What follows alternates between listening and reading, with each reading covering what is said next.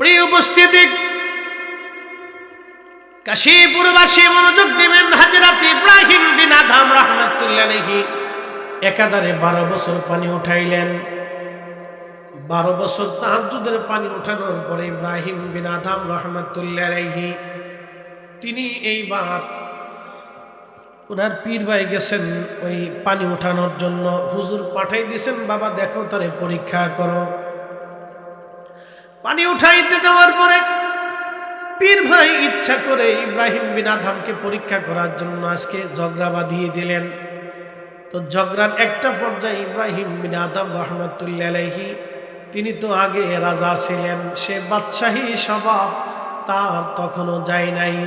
ঠিক তখনই বাদশাহী স্বভাব দিয়া উনি ওনার পীর ভাইয়ের মুখের মধ্যে টাস করে থাপ্পড় মেরে দিয়েছে।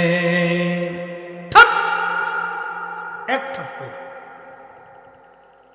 তো থাপ্পড় মারার পরে পানি লুয়েছে। হুজুর কিছু বলে নাই, চুপচাপ। তাহাজ্জুদ পড়ছে, ফজর পড়ছে। 12 বছর শেষ। ইব্রাহিম বিন আদহাম বলল, হুজুর 12 বছর তাহাজ্জুদের পানি জোগাড় করছি, তাহাজ্জুদের ইবাদত করছি আপনার সাথে, আমার কি ছুটি হয়েছে? বলতেছে, বেটা 12টা বছর তুমি তাহাজ্জুদের পানি জোগাড় করছো, কিন্তু বেটারে তোমার বাদশাহী নজর এখনো যায় নাই। ওই যে থাপ্পড় মারছে, পরীক্ষায় ফেল। পরীক্ষায় কি করছে? ফেল করছে। বেটারে 12টা বছর তুমি তাহাজ্জুদ পড়ছো, কিন্তু বাদশাহী স্বভাব যায় নাই। বলে, হুজুর তুমি তোমার পীর ভাইকে আজকে থাপ্পড় মারছো? বলে, হ্যাঁ হুজুর ভুল হয়ে গেছে। কে বেটা, তোমাকে আরো 12 বছর থাকতে হবে। একসাথে বলবেন আল্লাহু আকবার। পারবো নি আমরা? আরো 12 বছর থাকতো। আপনি দেখছেন যে সাধনাটা কত কঠিন ছিল তাদের। আল্লাহর আকাশের দিকে তাকালে বৃষ্টি তো এমনি হতো না। রব ওয়াদা করেছে, আমার ওলিরা চাইতে দেরি হবে, আসমান থেকে আসতে দেরি হবে না, আমি দিতে দেরি করব না। একসাথে বলুন আল্লাহু আকবার। প্রিয় উপস্থিতি, ইব্রাহিম বিন আদহাম রাহমাতুল্লাহ আলাইহি আরো 12 বছর তিনি সাধনা করলেন, আরো 12 বছর তাহাজ্জুদের পানি জোগাড় করলেন। আরো 12 বছর তাহাজ্জুদের পানি জোগাড় করার পরে আজকে আবার সেই পীর ভাইকে হুজুর পাঠাইছে, যাও পরীক্ষা নিয়ে আসো। এসে পীর ভাই আজকে আবার ঝগড়া বাঁধাইছে। ঝগড়া বাঁধানোর পরে পীর ভাই দেখে ইব্রাহিম বিন আদহাম মাথা লড়াচড়া করে না, তখন সে নিজেই ইব্রাহিম বিন আদহামের মুখে থাপ্পড় মারছে। দেখি আজকে লড়াচড়া করে কিনা। একসাথে বলবেন আল্লাহু আকবার। আজকে পীর ভাই 24 বছর পরে আজকে আবার থাপ্পড় মারছে, 12 বছর পরে আবার দিছে। আজকে ইব্রাহিম বিন আদহাম দেয়, পীর ভাই দিছে, দেখি লড়াচড়া করে কিনা। 26 বছর পরে পীর ভাইয়ের মুখে হাতে থাপ্পড় খাওয়ার পরে ইব্রাহিম বিন আদহাম রাহিমাহুল্লাহ হাতটা ধরে বললেন, ভাই আমার তোমাকে কষ্ট দিয়ে ফেলছি, আমাকে মাফ করে দাও, আমার ভুল হয়ে গেছে। তুমি তোমার অন্তরে ব্যথা দেওয়ার কারণে তুমি আমার থাপ্পড় মারছো, ভাই আমারে ক্ষমা করে দাও, আমার ভুল হয়েছে। একসাথে বলবেন আল্লাহু আকবার। তাসাউফের ক্লাস। কিসের ক্লাস? তাসাউফের ক্লাস। এটা পরীক্ষা, ফাইনাল পরীক্ষা। ইব্রাহিম বিন আদহাম 24 বছর পরে ফজরের নামাজ পড়ে হুজুরকে বলেন, হুজুর 24টা বছর আমি আপনার সাথে কাটাইলাম, হুজুর আমার কি বিদায় হয়েছে নি? আমার কি ছুটি হয়েছে নি? ইব্রাহিম বিন আদহামকে প্রিয় মুর্শিদ বললেন, বেটা 24 বছর পরে তোমার বাদশাহী নজর চলে গেছে বেটা। আজকে বুঝছি তোমার অহংকার আর অহমিকা তোমার অন্তরে এখন আর নাই বেটা। এবার তোমার দিল পরিষ্কার হয়েছে, এবার তুমি আল্লাহর পথে সুলুক করতে পারো, তুমি বিদায় নিতে পারো, তুমি পাস। কত বছর পরে? 24 বছর তাহাজ্জুদের পানি জোগাড় করছে, পড়ছে, পড়তে পড়তে পড়তে পড়তে পড়তে পড়তে পড়াইতে পড়াইতে পড়াইতে পড়াইতে পড়াইতে পড়াইতে পড়াইতে পড়াইতে 24 বছর পরে পাস।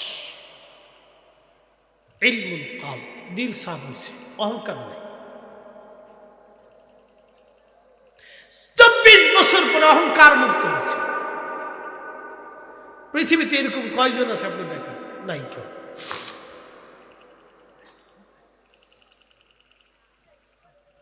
আমরা বেহুদে ঝগড়া করি, বুঝছেন? জানাজার পরে দোয়া বন্ধ করে দিই। কে বন্ধ করার জন্য আপনি উঠে পড়ে লাগছেন? কে?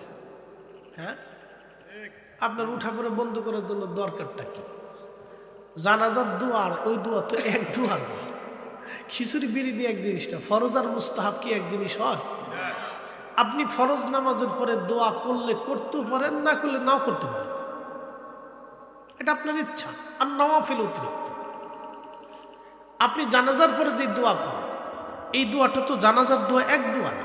আমি আপনাকে বলি, এখন পরিসংখ্যান দিই, খুব মনোযোগ দেবেন। আমি দলিল দেব না, যুক্তি দিয়ে বোঝাচ্ছি। জানাজার নামাজ আদায় করার সময় কি আপনি পূর্ব দিকে দাঁড়াইলে জানাজা হবে? কেন? শর্ত কেবলার দিকেই থাকতে হবে। কথা ঠিক আছে না ভাই? আচ্ছা, লাশ কি সামনে না থাকলে জানাজা হবে না? গায়েবী জানাজা বলে কোনো জানাজা ইসলামে নাই। এটা একটা ফালতু মতবাদ আমাদের দেশে। গায়েবী জানাজা বলে কোনো জানাজা ইসলামেই নাই। আপনি পড়বেন কেন? যেটা ইসলামে নাই আপনি সেটা পড়বেন কেন? আচ্ছা, গেল। লাশ উপস্থিত না থাকলে কোনো জানাজা নেই, উপস্থিত লাশ সামনে থাকতেই হবে। আচ্ছা, গেল। তো জানাজা লাশ সামনে উপস্থিত, এখন উপস্থিত না থাকলে জানাজা হবে না। এখন আপনাদেরকে বলি, জানাজার নামাজের পরে যে দোয়াটা হয়, এই দোয়ার জন্য কি লাশ সামনে রাখার শর্ত আছে? কোনো কেবলামুখী হয়ে থাকা কোনো শর্ত আছে? আচ্ছা, এরপরে জানাজার নামাজ কি ওযু ছাড়া পড়লে হবে? হ্যাঁ। আচ্ছা, এই দোয়া ওযু না থাকলেও হবে, কারণ এটা মুস্তাহাব। ওযু না থাকলেও হবে, কিন্তু ওযু থাকাটা উত্তম। না থাকলেও হয়ে যাবে, হয়ে গেছে, এটা মুস্তাহাব, ফরজ না, কিন্তু ওযু থাকাটা মুস্তাহাব। আচ্ছা, তাহলে এটা ওযু ছাড়া হয় না, এটা ওযু না থাকলেও চলে। তাহলে এই দোয়া আর এই দোয়া কি এক দোয়া হলো? আচ্ছা, এরপরে আসুন, এরপরেরটা হলো, এই দোয়ার উদ্দেশ্যে কিছু নির্দিষ্ট দোয়া কালাম জরুরি। নির্দিষ্ট দোয়া, যেমন তাকবীর দেওয়া, সালাতের মতো কাতার করে দাঁড়ানো, এরপরে আপনার দোয়া পড়া, এরপরে সালাম ফেরানো, এই যে আনুষঙ্গিকতা আছে। বাকি দোয়াতে কি এগুলির কোনো উপস্থিতি আছে? এগুলি না হলেও চলবে, যে কোনো কোরআন শরীফ থেকে আয়াত করে আপনি দোয়া করে দিলেন। এখন জানাজার পরে যে দোয়াটা হয়, এই দোয়াটা কিসের উদ্দেশ্যে দোয়া, এটা আমাকে বুঝতে হবে। এই দোয়াটা হচ্ছে মুস্তাহাব এবং মুস্তাহসান, অর্থাৎ আপনার ইচ্ছা হলে পড়তে পারেন, না পড়লেও না পড়তে পারেন। কিন্তু এটা কেন করে? যে মৃত্যুর পরে কিছু কোরআন শরীফ খতম থেকে দোয়া করে তার জন্য দোয়া হয়। যেমন এই জানাজার নামাজের পরে 100 লোক উপস্থিত আছে, তো ইমাম সাহেব হুজুর বলল যে দেখেন, প্রত্যেক সূরা ইখলাস একবার করে তেলাওয়াত করলে 10 পারা কোরআনের সওয়াব, 3 বার তেলাওয়াত করলে 3 খতম কোরআনের সওয়াব আছে, আর 1 খতম কোরআনের সওয়াব আছে। তাহলে আপনারা 100 জন আছেন, আপনারা 3 বার করে সূরা ইখলাস পড়েন। তো 100 জনে যদি 3 বার করে সূরা ইখলাস পড়ে, তাহলে কয়শো খতম হলো? 100 খতম। একসাথে বলবেন না সুবহানাল্লাহ? কত খতম হলো? 100 খতম। ওই 100 খতমের নেকিটা মরহুমের রুহের উপর বকশিশ করার জন্যই মূলত জানাজার পর। আরো জোরে বলেন সুবহানাল্লাহ। এরা ওলি, জোরে বলেন, এরা কি? এরা কি? আমার ভাইরা বলছেন বেলায়েত নিয়ে ওয়াজ করবেন, এটার নামই বেলায়েত। গাঞ্জা খাইয়া বেলায়েত হয় না। নামাজ রোজা বাদ দিয়ে, জিকির ফিকির বাদ দিয়ে, ইবাদত বাদ দিয়ে কখনো বেলায়েত হাসিল হয়, এটাই বেলায়েত। প্রিয় উপস্থিতি, এটার নামই বেলায়েত। আজ রাতে আল্লাহর একজন মহান ওলি ছিলেন, তার নাম বন্ধুগণ ইব্রাহিম বিন আদহাম রাহমাতুল্লাহ আলাইহি। তিনি বলখের অনেক বড় জমিদার ছিলেন, বলখের অনেক বড় প্রভাবশালী একজন রাজা ছিলেন। তিনি চিন্তা করলেন, সারা জীবন রাজত্ব করলাম, আল্লাহ পাইলাম না, তো আজকে আমাকে আল্লাহ পেতেই হবে। আল্লাহ পাওয়ার জন্য রাজত্ব ছেড়ে দিয়ে ইব্রাহিম বিন আদহাম রাহমাতুল্লাহ আলাইহি আল্লাহর রাস্তায় বের হয়ে গেলেন। তো আল্লাহ রাস্তায় বের হওয়ার জন্য তিনি একজন শায়েখ, একজন মুর্শিদের দরবারের দিকে রওনা করলেন। এখন আপনারা প্রশ্ন করতে পারেন, ফরিদি হুজুর, আল্লাহ পাওয়ার জন্য কেন পীর ও মুর্শিদের প্রয়োজন হবে? কেন আল্লাহর পথে সাধনার জন্য একজন পীর ও মুর্শিদের দরকার? কারণ কি? একজন হক্কানি পীর ও মুর্শিদের প্রয়োজনীয়তা আমি আপনাদেরকে বলি, শুনে যান। আমি যেমন কামিল এবং ফিকা শেষ করতে আমার 22 বছর চলে গেছে। এই 22 বছরে আমি একটা সার্টিফিকেটের জন্য লড়াই করলাম। ঝড় বৃষ্টি তুফান উপেক্ষা করে মাদ্রাসায় গেলাম আসলাম।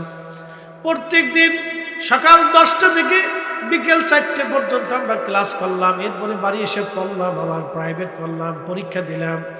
এইভাবে বছরের পর বছর করতে করতে 22 বছর পার হয়ে গেল। 22 বছর পরে আমরা একটা দুনিয়ার সার্টিফিকেট পেলাম। এই সার্টিফিকেট পাওয়ার কারণে আপনারা আমাদের নামের আগে মাওলানা মুফতি বলেন। যদি সার্টিফিকেট না থাকতো তাহলে আপনারা মাওলানা মুফতি ডক্টর এগুলি কিছুই বলতেন না। এখন আমি যদি নামের আগে ডক্টর লাগাই হবে? আপনাকে বলছে আপনি কোথা থেকে ডক্টর ডিগ্রি করছেন, আপনার সনদ কি? তাই বললাম যে না, কোথা থেকে করে এমনি লাগাইছি। তা আপনাকে তো বিরাট বড় বাটপার। তাহলে আমাকে ডক্টর ডিগ্রি করা লাগবে, তারপরে নামের আগে ডক্টর। আমি যতটুকুন হয়েছি ততটুকুন, এর বেশি লেখার আর সুযোগ নাই। খুব মনোযোগ দিবেন। তো দুনিয়ার একটা বিদ্যার জন্য যদি 22 বছর আপনাকে লড়াই করতে হয়, তাহলে আপনাকে আধ্যাত্মিক একটা বিদ্যা আছে, যে বিদ্যার নাম ইলমে মারিফাত, তাসাউফের বিদ্যা। এই বিদ্যা অর্জন করার জন্য আপনাকে একজন শায়েখ, একজন মুর্শিদের কাছে বায়াত নেওয়া লাগবে। তার কাছ থেকে আপনাকে সবকের পর সবক, একটার পর একটা সবক আদায় করে করে করে করে আপনাকে ইলমে মারিফাতের পথে অগ্রসর হওয়া লাগবে, নতুবা সম্ভব হবে না।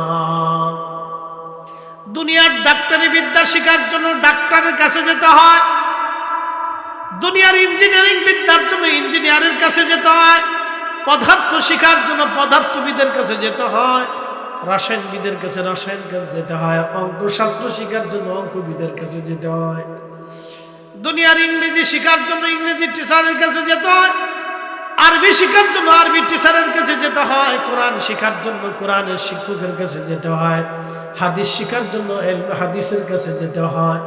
অতএব ইলমে তাসাউফ শেখার জন্য অবশ্যই আপনাকে একজন কামিল মুর্শিদের কাছে যেতে হবে, নতুবা ইলমে মারিফত শেখা যাবে না। কথা কন না কেন? আমার দিকে তাকান। অ্যালোপ্যাথিকের বিদ্যা দিয়ে ওপেন হার্ট সার্জারি করা যায় না? না। হোমিও বিদ্যা দিয়ে কি ওপেন হার্ট সার্জারি করা যায়? যে হোমিও ডাক্তার, যত বড় ডাক্তার হোক, সে জীবনেও কোনোদিন ওপেন হার্ট সার্জারিতে পারবে না। আবার যে ওপেন হার্ট সার্জারি করে সে অনেক বড় ডাক্তার, সে কিন্তু হোমিওপ্যাথিক পারবে না। কিন্তু দুটোই চিকিৎসা শাস্ত্র, দুটোই চিকিৎসা শাস্ত্র। তো দুই চিকিৎসা শাস্ত্রের দুই রুলস, দুই নিয়ম। একই রোগের দুই ধরনের ওষুধ, একই রোগের দুই ধরনের ওষুধ, কিন্তু শেফা দেয় কে? না না, একসাথে বলেন, কে দেয়? আল্লাহ। একই রোগ, ধরেন আমার জ্বর হয়েছে, অ্যালোপ্যাথিকে গেলে এক ওষুধ, হোমিওতে গেলে আর এক ওষুধ, কবিরাজিতে গেলে আর এক ওষুধ। আমরা হুজুরদের কাছে আসলে পানি পড়া। কি কথা কন না কেন? আমরা হুজুরদের কাছে আসলে কি পানি পড়া। তো এখনকার তার পানি পড়ার ঘোড়ার ডিম তার বরকত টরকত নাই। বলে হুজুর কেন নেই? আমরা এখন যতই পানিতে ফু দিই কাজ হয় না, কাজ হয় না। বলে কারণ কি? আগের যুগে 3 গ্রাম মিলে এক মসজিদ ছিল, মসজিদের ইমাম সাহেব হুজুরে বলা হতো মুন্সি সাহেব, ঠিক আছে না? তো মুন্সি তো খুব কড়া মুন্সি ছিল। যেই বাড়ির মহিলারা বেপর্দায় রাস্তায় চলতো, মুন্সি সেই বাড়ি খাবার খাইতো না। একসাথে বললেন আল্লাহু আকবার। মুন্সি তো মুন্সি, খুব কড়া মুন্সি, খুব মারাত্মক মুন্সি। কারণ আমরা দাওয়াত যে দেয় হেই খায়, হের বাড়ি দাওয়াত খায়, সুদখোরের বাড়িও খায়, ঘুষখোরের বাড়ি খায়, চোরের বাড়িও খায়। তো যার কারণে যতই দোয়া কালাম করে ফুদে কাম হয় না। সোজা হিসাব করে দিলাম, একবার অরিজিনাল কথা কয়ে দিলাম। কি কথা কন না কেন? হক কথা দিতা। আগের যুগের ওলি যারা ছিলেন তাদের ইলমুল কাল ছিল, তারা জীবন চলে গেছে, কখনো হারাম খায় নাই। কথা কন না কেন? ঠিক কিনা? আমরা এখন যতই ফতোয়া দিই মিলাদ হারাম, মিলাদ হারাম, আরে মিয়া তোমার খাবার হালাল নাকি এটা চিন্তা করো। কি কথা কন না কেন? দুয়া বেদাত, দুয়া বেদাত, তোমার জিন্দেগি ঠিক আছে কিনা এটা চিন্তা করো। তুমি দুয়া বেদাত করবে না, তোমার দোয়া বন্ধ করার জন্য দেশে পাঠাই নাই আল্লাহ। তোমার এই দেশে পাঠিয়েছিল আল্লাহ হারাম বন্ধ করার জন্য, সুদ বন্ধ করার জন্য, ঘুষ বন্ধ করার জন্য, জেনা বন্ধ করার জন্য, পতিতালয় বন্ধ করার জন্য, জুলুম বন্ধ করার জন্য, অন্যায় বন্ধ করার জন্য, খুন খারাপি বন্ধ করার জন্য, অন্যায় বিচার বন্ধ করার জন্য। তুমি হেতা পারো নাই, তুমি এসো দোয়া বন্ধ করার জন্য। তোমার দোয়া বন্ধ করার জন্য আল্লাহ দুনিয়া পাঠাইছে না।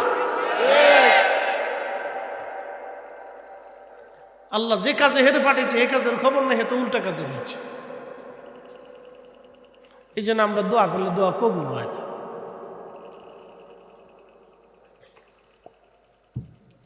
আমার কথা কি লজিক আছে? আর কি কয় যে না,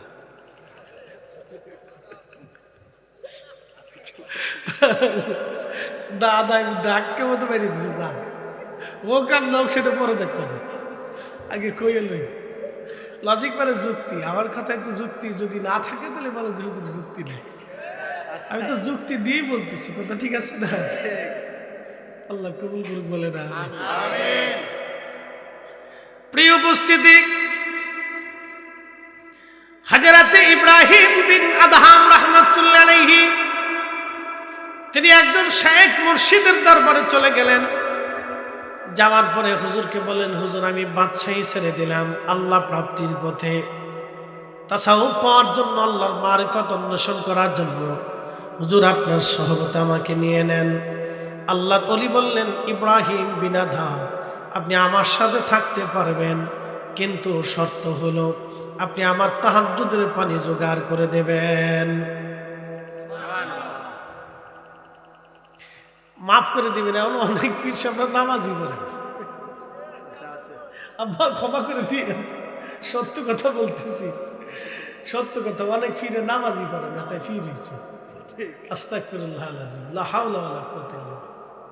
আমি সত্য কথা বলবো, তিতা হলো তিতা, মিঠা হলো মিঠা।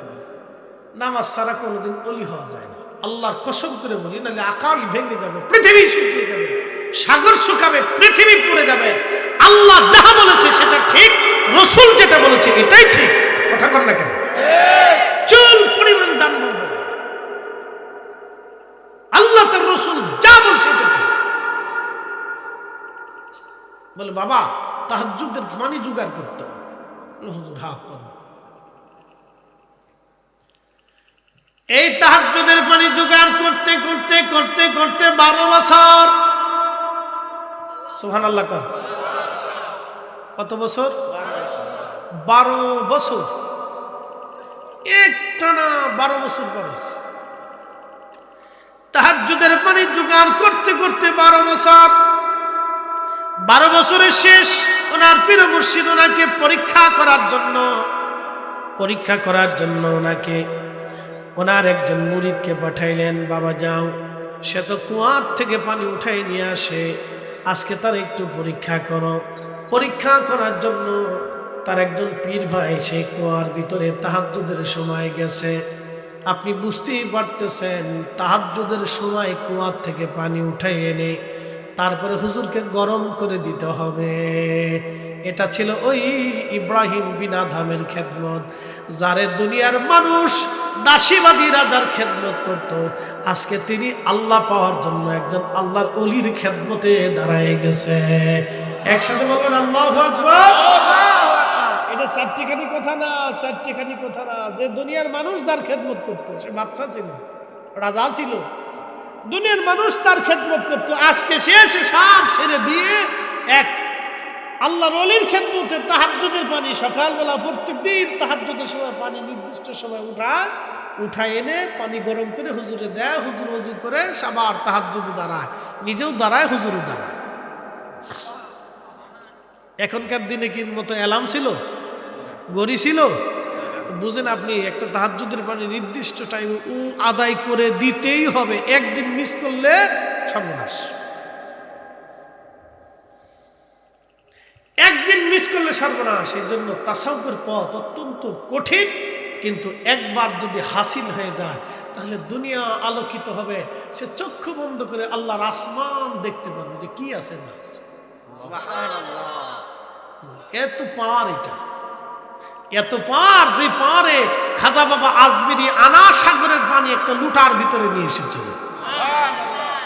হযরতে শাহজালাল ইয়ামানি জায়নামাজ বিছিয়ে দিয়েছিলেন সুরমা নদীর উপরে। আপনি কি মনে করেন শাহজালাল ইয়ামানি সেই দিন যদি জায়নামাজ সুরমাতে না বিছাইতে পারতেন ইসলামের স্বাদ পাইতেন? খাজা বাবা আজমিরি যদি আজমির থেকে সেই দিন ধুলি পানিপথে নিক্ষেপ করতে না পারতেন তাহলে আজকে এই ইসলামের সুমহান আদর্শ আপনি হয়তো পেতেন না। কথা বলেন ঠিক কিনা? মুজাদ্দিদ আল ফিসানি সিরহিন্দি যদি সেই দিন বাঘের খাঁচার ভিতরে, সম্রাট জাহাঙ্গীর তাকে বাঘের খাঁচার ভিতরে দিয়ে বাঘ সিংহকে ছেড়ে দিয়েছিল তাকে হত্যা করার জন্য, সেই দিন তাকে বাঘের খাঁচার ভিতরে দিয়েছিলেন। সেই দিন বাঘের সামনে যদি তিনি নামাজ না পড়তে পারতেন আর বাঘ যদি তাকে সেই দিন পাহারা না দিত তাহলে আজকের এই সুশীতল ইসলাম হয়তো আপনার আমার নসিব হতো না। আপনাকে এগুলো বুঝতে হবে, নাম তাসাউফ। এই জন্য আউলিয়া কিরামকে কেউ যদি অস্বীকার করা তাহলে আমি মনে করি সে তার নিজের বাপকে অস্বীকার করছে।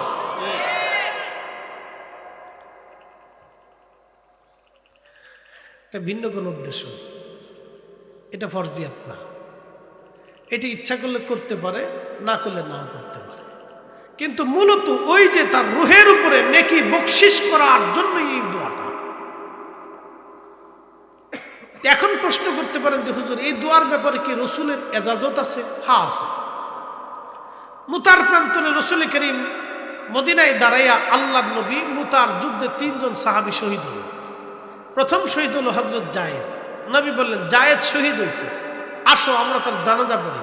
ওয়াসাল্লা আলাইহি, হাদিসের পরিভাষা ওয়াসাল্লা আলাইহি, নবীজি তাদেরকে নিয়ে সাহাবায়ে কিরাম নিয়ে তার জানাজা পড়লেন। ওয়া দাআ লাহু, এবং নবী দোয়া করলেন। ওয়া ইস্তাগফিরু লি আখিকুম, এবং নবী বললেন তোমরা তোমার ভাইয়ের জন্য ইস্তিগফার করো, ক্ষমা চাইতে থাকো। একসাথে বলবেন না সুবহানাল্লাহ? এটাই দোয়া, উদ্দেশ্য এটাই। নবীজি জানাজা পড়লেন, দোয়া করলেন এবং সাহাবীদেরকে বললেন তোমরা ইস্তিগফার করো, তার জন্য ক্ষমা চাও। তার অর্থ হলো জানাজার পরে দোয়া করার অনুমতি আল্লাহ রসুল দিয়ে রাখছেন। অতএব এটাকে নিষেধ করে ঘন ঘটা করে বিদায় করে মারামারি করা, ধরাধরি করা বন্ধ করতেই হবে, এগুলি এটা এক ধরনের আমি মনে করি যে অতিরিক্ততা।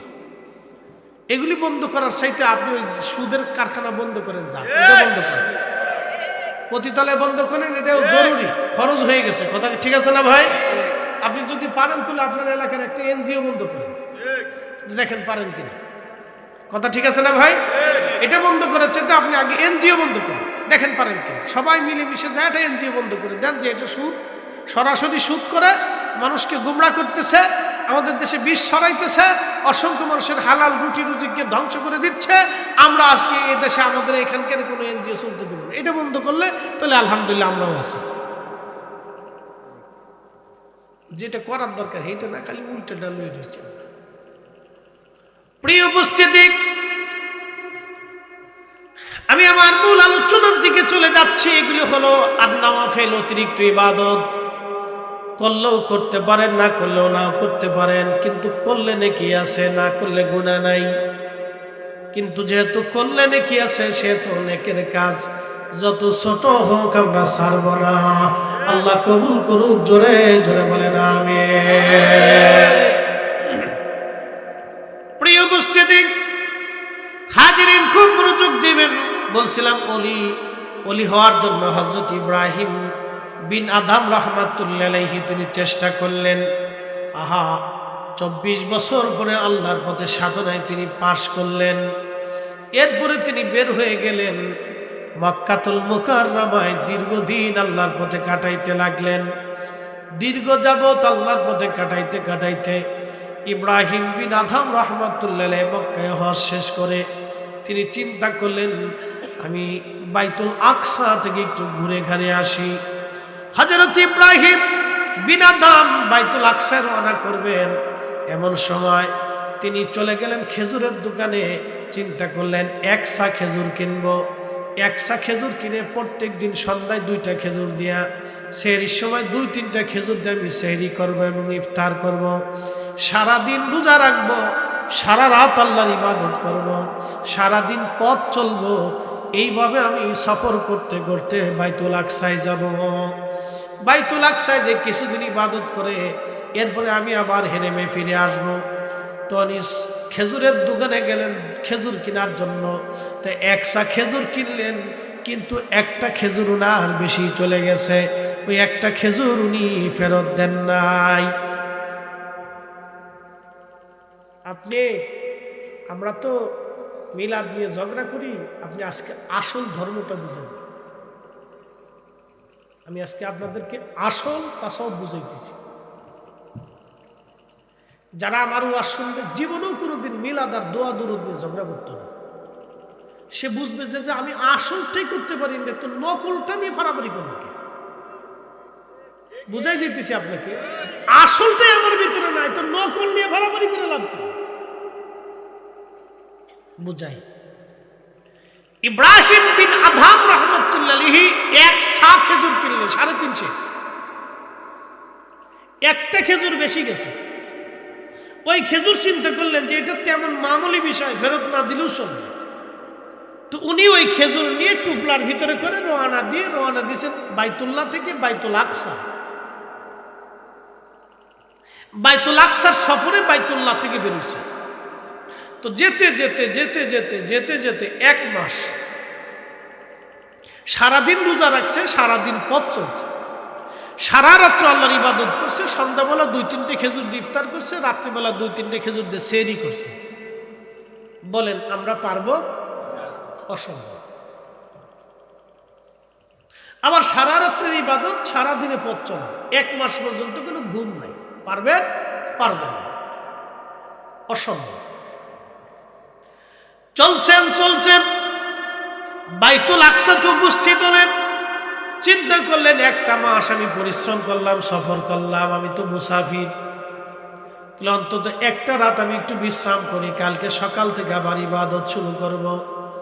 উনি বাইতুল আকসার বারান্দায় হাতের ডানার উপরে মাথা দিয়ে শুয়ে পড়লেন। বালিশ নেই, কাঁথা কম্বল কিছুই নাই, শুধু হাতের ডানার উপরে মাথা দিয়ে ইব্রাহিম বিন আদহাম রাহমাতুল্লাহ আলাইহি শুয়ে রইলেন। চিন্তা করলেন তাহাজ্জুদের সময় থেকে আবার ইবাদত শুরু করবো, এশার নামাজ পড়ে বিশ্রামে ঘুমিয়ে গেলেন। গভীর ঘুমে আচ্ছন্ন স্বপ্নের ভিতরে দেখলেন 2জন ফেরেশতা বাইতুল আকসার ভিতরে প্রবেশ করতেছে ওই বারান্দার দরজা দিয়ে। যে দরজার পাশে তিনি ঘুমানো ছিলেন, ইব্রাহিম বিন আদহাম রাহমাতুল্লাহ আলাইহি সেই দরজার পাশে ঘুমানো দেখে 2জন ফেরেশতা হেঁটে হেঁটে বাইতুল আকসার ভিতরে যায়। একজন ফেরেশতা আরেকজনকে ডাক দিয়ে বলল, ভাই ওনাকে কি চিনো? বলে না।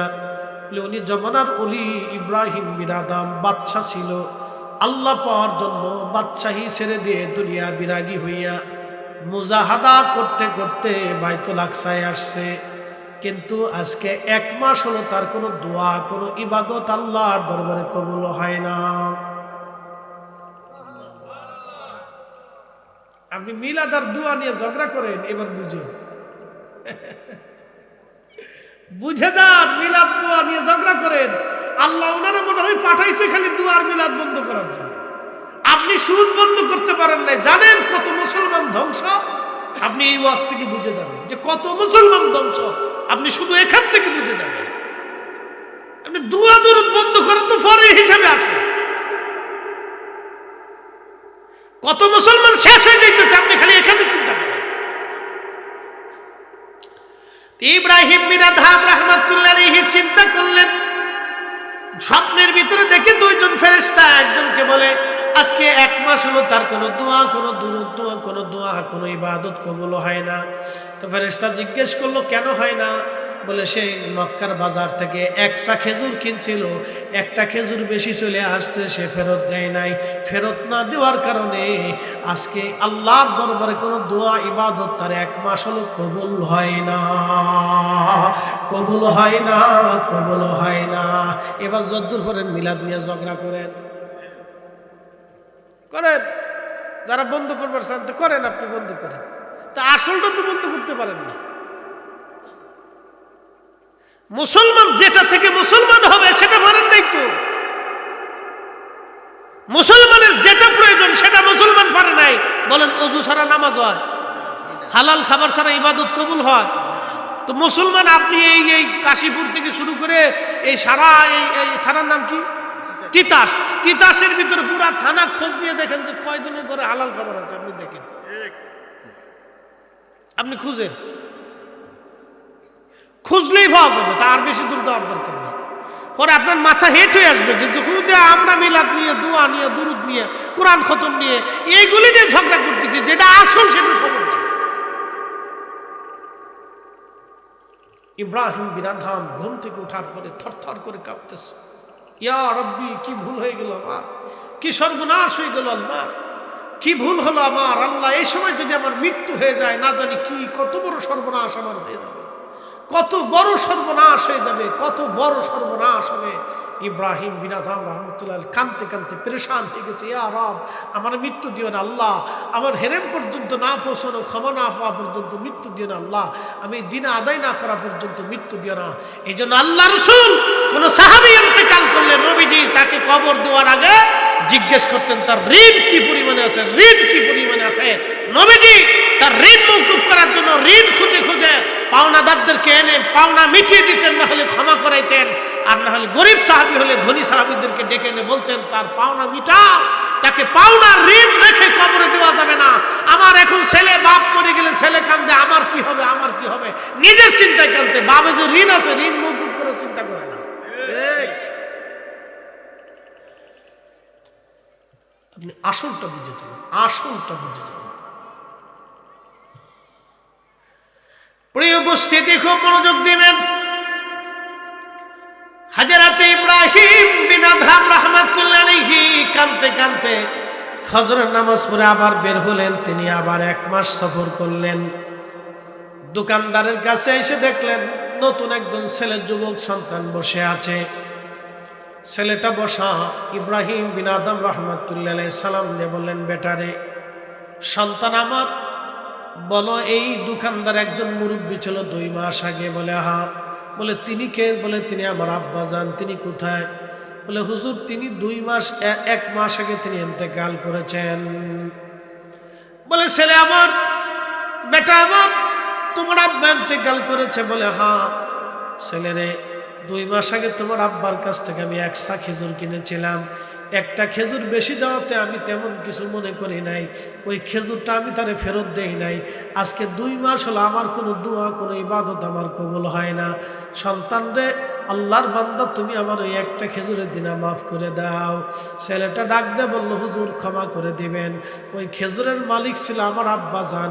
আমার আব্বাজান আপনার কাছে খেজুর বিক্রি করেছিলেন। যখন আমার আব্বা খেজুর বিক্রি করেছিলেন তখন মালিক ছিল আমার আব্বা। ওয়ারিশ সূত্রে এখন মালিক আমরা 3 জন, আমি, আমার ছোট বোন, আমার মা।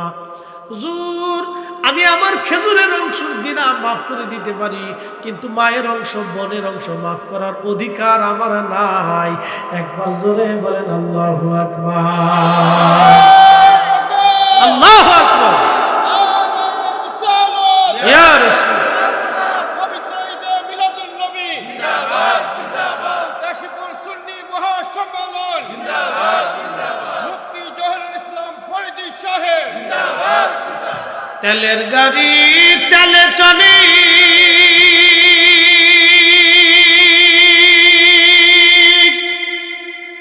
হাওয়া গাড়ি হাওয়ায় উড়ে, বিনা তেলে চালাই গাড়ি নবী সুলাইমান, আমরা সেই মুসলমান। একটু চিন্তা করেন তারা কেমন মুসলমান ছিল। ইব্রাহিম বিন আদহাম চোখের পানি ছেড়ে দিয়ে বলল, আহা, ভাবছিলাম আমি আল্লাহর ইবাদত করি না, একটা বালকের কাছে আজ আমি হেরে গেলাম। আল্লাহু আকবার। বলে, বেটা তুমি তোমার অংশ মাফ করা। বলে, হুজুর আমি আমার অংশ মাফ করে দিলাম। তোমার মার কাছে নিয়ে চলো। বলে, মা বাড়িতে। বলে, তোমার বাড়ি নিয়ে চলো। ইব্রাহিম বিন আদম বলেন, আমি বাড়িতে গেলাম, সালাম দিলাম, আসসালামু আলাইকুম রহমতুল্লাহ। পর্দার আড়াল থেকে এক মহিলা বলল, হুজুর কি জন্য আসছেন? আমি পরিচয় দেওয়ার পরে বললাম, বোন আমার, 2 মাস আগে আপনার স্বামীর কাছ থেকে একটা খেজুর কিনেছিলাম। একটা খেজুর বেশি যাওয়ার কারণে আজকে 2 মাস হলো কোনো ইবাদত, কোনো দোয়া আল্লাহ আমার কবুল করে না। বোন রে, আমি দিনহীন আল্লাহর পথের একজন মুসাফির, আপনি আমার মাফ করে দেন। মহিলা ডাকাস, হুজুর ক্ষমা করে দিবেন। আমার স্বামী যখন খেজুর বিক্রি করেছিল তখন মালিক ছিল আমার স্বামী। আমার স্বামী আজকে দুনিয়ায় নাই, ওয়ারিশ সূত্রে আজকে আমরা 3 জন মালিক, আমার ছেলেটা, আমার মেয়েটা এবং আমি নিজে। হুজুর আমি আমার অংশ ক্ষমা করে দিতে পারি, কিন্তু আমার সন্তানের অংশ, মেয়ের অংশ ক্ষমা করার অধিকার আমার নাই। ইব্রাহিম বিন আদম কেঁদে দিয়ে বলল, বোন একই কথা আপনার ছেলেটাও বলছে। বোন আমার, আপনি ছেলের অংশ ক্ষমা করছে, আপনি আপনার অংশ মাফ করে দেন। বলে, হুজুর আমি আমার অংশ মাফ করতে পারি, কিন্তু আমার মেয়ের অংশ মাফ করার অধিকার আমার নাই। বলতেছে, আমার আপনার মেয়েকে ঠিকানাটা বলেন। বলে, তার শ্বশুর বাড়ি বিয়ে দিয়ে ফেলছি। এরকম বউ যদি কারো ঘরে হয়, তার পুরা ঘরটা আল্লাহর জান্নাতের বাগান হয়ে যাবে। কথা কন ঠিক কিনা? এখন আমরা দেশের বেড়িতে বেশিরভাগ ফুচকা খাওয়া বেড়ি, চটপটি খাওয়া বেড়ি। স্বামী বিদেশ গেলে খালি টাকা পাঠানোর পরে খালি হুরুত করে মার্কেটে কেমনে দৌড় দেবে, পাখির মতো উড়ে উড়ে চলে যায়। স্বামীর অর্থ সম্পদগুলি নষ্ট করে বেহুদা এইভাবে ডানে বামে। স্বামীর অর্থ, স্বামীর সম্পদ যারা এইভাবে ডানে বামে নষ্ট করে, এই সমস্ত নারীরা কপালে শনি ছাড়া আর উপায় নাই। কথা কন না কেন? আগামী বছর বেটিরা আর দাওয়াত দেবে না। না রে হুজুর, এই হুজুর দাওয়াত দেওয়া যাবে। হুজুর জাগা মতো শেষ করে দিয়ে গেছে রে, আমরা মার্কেট বন্ধ করছি। প্রিয় ভাই, আপনি দেখেন তাহলে বুঝুন তো ইসলামের আসলটা কোনটা, আপনি একটু বুঝুন। আমরা দিনের আসল থেকে ধ্বংস করে দিয়ে নকলটা নিয়ে মারামারি করতেছি। কি কথা ঠিক আছে না ভাই? দোয়া করি কার কাছে? তা আমি আল্লাহর কাছে দোয়া করবো না তো দোয়া কি শয়তানের কাছে করবো? আমরা বান্দা কার? তা আমরা আল্লাহর কাছে চাবো না তো চাবো কার কাছে? কথা ঠিক আছে না ভাই? চাবো কার কাছে? মাফ করবে কে? আল্লাহ মাফ না করলে আমরা মাফ করবো কে? আর আমরা আল্লাহর কাছে না চাইলে আল্লাহর কাছে চাবে কে? কি কথা ঠিক আছে না ভাই? চাবো তো আমরা, দেবে কে? তাহলে আল্লাহর কাছে চাবো আমরা, দেবে আল্লাহ। আমরা ছাড়া চাওয়ারা আছে কি? ফেরেশতারা তো গুনাহ করে না, তারা তোর মাফ সব চাওয়ার দরকার নেই, তারা তো গুনাই নেই। কুত্তা, বিলে, ছাগল, হাতি, লেড়া, ঘোড়া, গাধা, এগুলির তো আর কোনো গুনাহ টোনা নেই, তাদের জান্নাতও নয় জাহান্নামও নয়, এই জন্য তাদের মাফ সব চাওয়ার দরকার নেই। চাবে শুধু মানুষ আর জিন। এই 2টা জাতিকে আল্লাহ শরীয়ত দিছে বিদায় 2টা জাতি অপরাধও করে, ভুলও করে, মাফও চাবে। আল্লাহ কইছে আমি মাফের দরজা খোলা রাখছি, খুলে রাখছি, আমি বড় দয়াশীল, তোমরা মাফ চাও আমি মাফ করবো। তোমরা যত গুনাহ করো লা তাকনাতু মির রাহমাতিল্লাহ, আমার রহমত থেকে নিরাশ হইও না। তা আল্লাহ যেহেতু আমাদেরকে নিরাশ হইতে নিষেধ করছে, অতএব আমরা নিরাশ হই না বিদায় বারবার আল্লাহর কাছে চাই। কথা ঠিক আছে না ভাই? আমরা আল্লাহর কাছে নিরাশ হই না বিদায় বারবার কার কাছে চাই? বারবারই চাবেন, যতবার মনে চাবেন। খাবার শেষে চাবেন, নামাজের শেষে চাবেন, বাড়িতে বসে মাহফিল শেষে চাবেন, তাহাজ্জুদের পরে চাবেন, ফরজ নামাজের পরে চাবেন, নামাজ পড়ে চাবেন, চাইতে থাকেন। নিষেধ করছে আল্লাহ, তো নিষেধ করেন, তা আপনি নিষেধ করেন কেন? কি কথা ঠিক আছে না ভাই?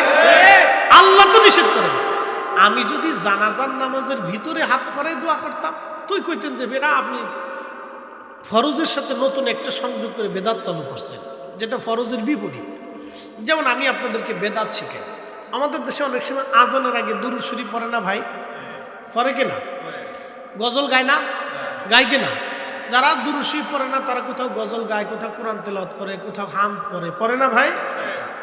আমি বরিশালে দেখছি কোথাও আলহামদুলিল্লাহ, সুবহানাল্লাহ, আল্লাহু আকবার, ওয়ালিল্লাহিল হামদ, এইভাবে কিছু সময় আল্লাহ জিকির করার পরে তারপরে আজান দেয়। একজন মুয়াজ্জিনের সন্তুষ্টি মোতাবেক সে আজানের আগে আল্লাহ তাসবিহ করতেই পারে। কথা ঠিক আছে না ভাই? এখন বেদাত কোনটা আমি আপনাকে বুঝাই। দেখেন আজান দিচ্ছি, আপনারা বেদাত নিজেরাও বুঝবেন। আশহাদু আন্না মুহাম্মাদার রাসূলুল্লাহ,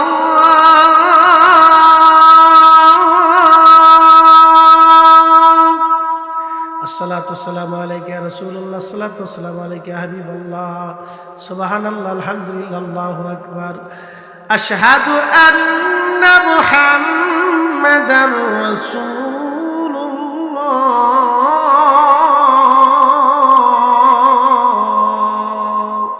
আসসালাতু ওয়াসসালামু আলাইকা ইয়া রাসূলুল্লাহ, আসসালাতু ওয়াসসালামু আলাইকা ইয়া হাবিবাল্লাহ, সুবহানাল্লাহ, আলহামদুলিল্লাহ, আল্লাহু আকবার, হাইয়া আলাস সালাহ।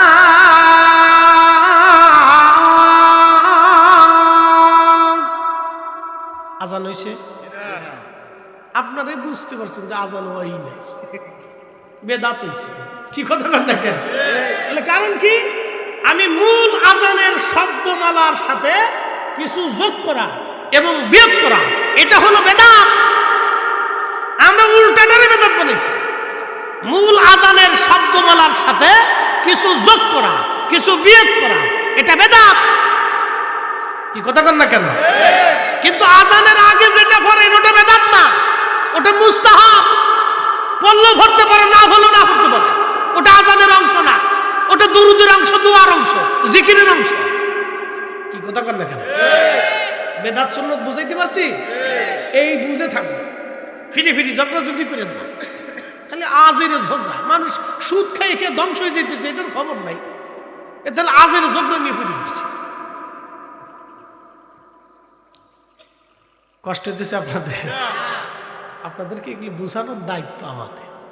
এগুলো নিয়ে ঝগড়া করেন না ভাই। যাদের বিরূপ যারা আছে, যারা বিরোধিতা করেন, তারা আমি জানি না হয়তো দলের টানে মতের টানে করে ফেলেন। এগুলো করেন না ভাই, এগুলো না করাটাই ভালো। আপনি মানুষকে শিখান যে বাবা তুমি হালাল খাও, যেটা খাইলে মানুষের দোয়া কবুল হবে। আমি আপনারা আরেকটু বুঝাই, একটু বুঝেন। এই আমার দিকে তাকান, খুব সূক্ষ্ম পয়েন্টে বুঝবেন, এগুলো সূক্ষ্ম পয়েন্ট। একজন লোক শুয়োরের গোশত খাইয়া হেরেমে নামাজে দাঁড়াইছে, ধরেন নামাজ হবে? একসাথে বলে। তার পোশাক সুন্দর, কেরাত সুন্দর, চেহারা সুন্দর, লাহান সুন্দর, জায়নামাজ সুন্দর, নামাজ হবে? কারণ কি? হারাম। জোরে বলেন কারণ কি? জোরে বলেন। একজন লোক সারাদিন পরিশ্রম করে 500 টাকা রুজি করে হালাল খাবার খেয়ে এসে নামাজে দাঁড়াইছে, তার পোশাক ছিঁড়া, লুঙ্গি ছিঁড়া, তালি দেওয়া, তার টুপিটাও ছেঁড়া, তালি দেওয়া, তার চেহারা অসুন্দর, চুল দাড়ি খুস্কো খুস্কো, সে নামাজে দাঁড়াইছে, নামাজ হবে? তাহলে আপনি বুঝে যান, আপনি আসল দিন বুঝে যান। মিলাদ নিয়ে, জানাজার পরে দোয়া নিয়ে, কোরআন খতম নিয়ে, ফাতেহা নিয়ে, এগুলো নিয়ে ঝগড়া করেন না। যারা নিষেধ করতে চান, করার দরকার নাই। আপনি আসলটা বুঝান। আপনি যাদেরকে নিষেধ করবেন তাদেরকে ওইটা নিষেধ না করে আপনি তাদেরকে বুঝান যে আপনাকে আসল হালাল খাবার খেতে হবে। আপনি ওই মজলিসে আসেন, আপনাকে ওই মজলিস ছাড়তে কইছে কি? আপনি চাইলেই তো 10 জন জোগাড় করতে পারবেন না, কিন্তু মিলাদ দিয়ে তো আপনি 10 জন এক জায়গায় করতে পারতেছেন। কথা ঠিক আছে না ভাই? তা আপনি যেহেতু 10 মিনিট সময় পান, ওই 10 মিনিটে আপনি মিলাদের মজলিসে বসে তারা বুঝান যে বাবারে আপনার আজকে রাসূলের দুরূদে আসছেন, আল্লাহ জিকিরে আসছেন, একজন মানুষ কবরে চলে গেছে, তার দুয়ার মাগফিরাতে আসছেন, বাবাজি আপনার সে কবরে চলে গেছে, আমরাও চলে যাবো, আপনারা হালাল খাবার খান, এই দিন দিন দিন দিন মানেন। আপনি তারা বুঝান। আপনি যদি তারা নিষেধ করেন যে এটা করাই যাবে না, তো এরকম বহু মানুষ করা বাদ দিয়ে দিছে, কারো লাভ হয় নাই, শয়তানের লাভ হয়েছে। কি কথা ঠিক আছে না ভাই?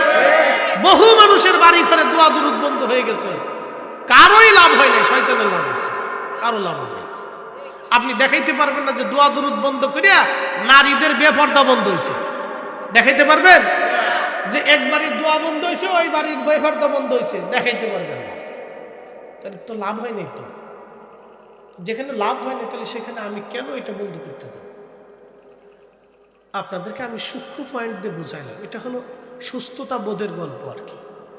আমি 50-50 করে আপনাদেরকে বুঝাইলাম। তা আল্লাহ আমাদেরকে সহি সমাজ দান করুন, সকলে বলেন আমিন। হযরত ইব্রাহিম বিন আদহাম রাহমাতুল্লাহ আলাইহি বলতেছিলেন, বোন আমার মেয়ের ঠিকানা দেন। বলে অমুক অমুক এলাকা অমুক বাড়িতে আমার মেয়েটা। শ্বশুর বাড়ি ইব্রাহিম বিন আদম রাহমাতুল্লাহ আলাইহি চলে গেলেন সেই বাড়ি।